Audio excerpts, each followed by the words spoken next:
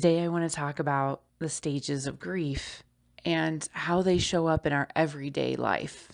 So, the stages of grief were originally created by Elizabeth Kubler-Ross in 1969 in her book on death and dying. These aren't research-based stages. These are more observation-based stages. Elizabeth Kubler-Ross was a psychiatrist, and over the course of working with people, not just those that were mourning the death of someone, but also those who were going through different chronic illnesses or life-threatening illnesses, she saw this same consistent pattern with all of her patients.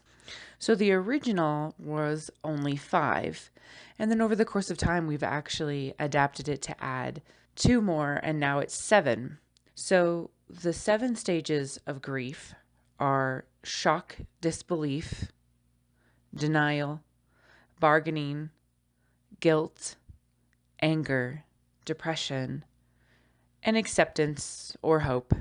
I like the 7 stages way better, mainly because they've added shock and disbelief.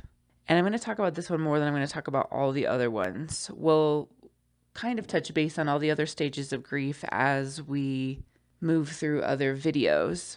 But shock and disbelief is the one I really want to talk about, because when we're in this stage, we need to move slowly. We need to make decisions slowly, and we need to not rush if it's possible.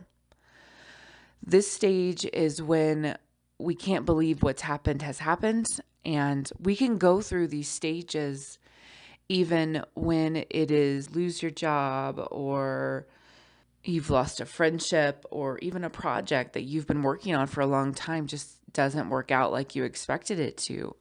There's a feeling of grief in all of that, and we need to recognize that and move through those spaces if we can. So when we're in shock and disbelief, I want you to move slowly. I want you to stir your tea slowly. I want you to reply back to friends or family slowly. Because in this state, we don't really know what's going on, and that void can make us feel very scared.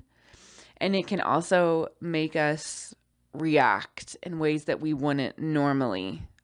In our society, we're expected to handle everything, and we're expected just to charge into the next step. But in reality, when we have something that's hit us, we need to give ourselves some space to just be, not to make decisions, but just be. So if you're just starting your journey and you're just in shock and disbelief right now, I want you to just be, to allow that space. Now, I will add an asterisk to that, because if you've been in this space for a significantly long time, you might actually be shoving it down and ignoring it. So shock and disbelief can, depending on the severity of the thing, can last for, a couple minutes to a couple days to a couple weeks.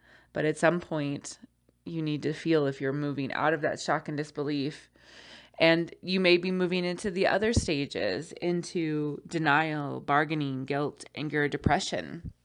These are all spirals that we can run into. There's no linear line for that.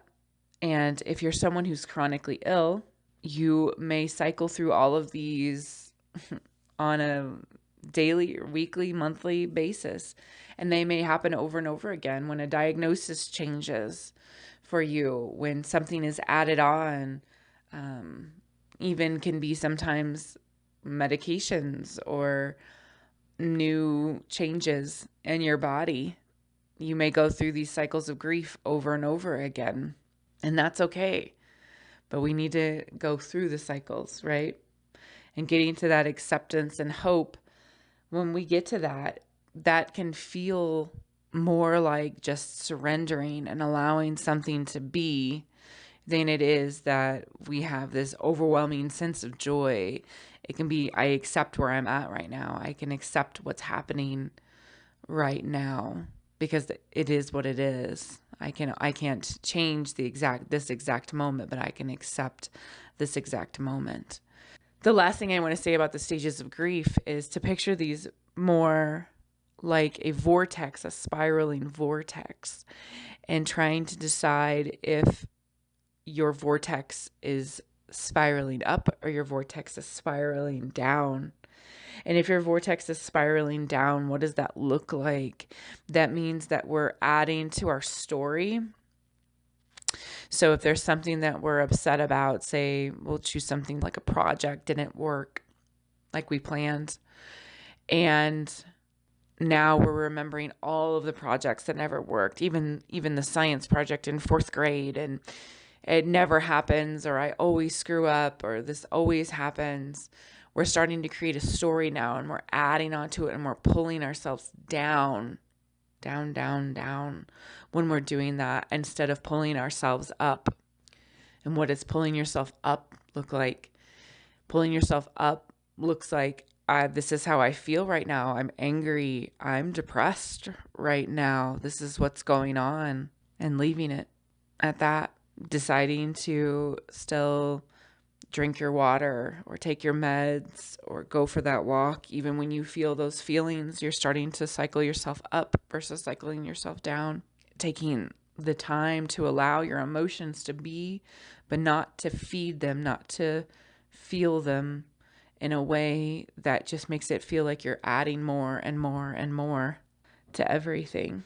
And to really look at which way your vortex is moving for you and see if there's anything you can do to help yourself spiral in a better way with those stages of grief. And I just want you to know I see you.